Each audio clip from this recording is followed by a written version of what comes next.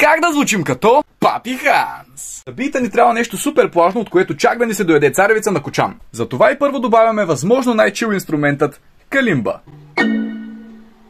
Знам, че Папи Ханс има афинитет към хранителни съставки в песните си и за това ни трябва ориз. Не мислите и ориза като важен. Малко бащенце. Bringing in the drums. Добавяме и някакъв вокал, който подозрително прилича на Дара.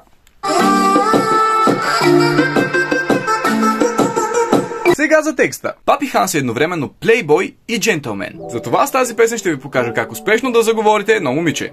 На първо място по важност е да знаете какво искате и как да го постигнете. Също като нахалните майки пред лекарските кабинети. Без да налитам, само да попитам. Точно сега е момента да изненадате момичето с някаква неочаквана простащина. Мога ли да знае кой е татко ти? Задължително покажете уважение към родителите и към семейните ценности. Браво на човека. Подчертайте и това, че се грижите за себе си и за собственото си здраве. Трябва ми аптека, хапче за глава и мръсни помисли.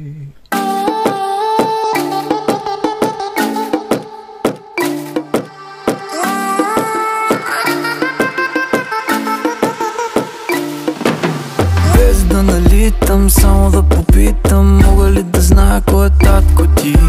Право на човека, трябва ми аптека, хапче за глава и мръсни помисли.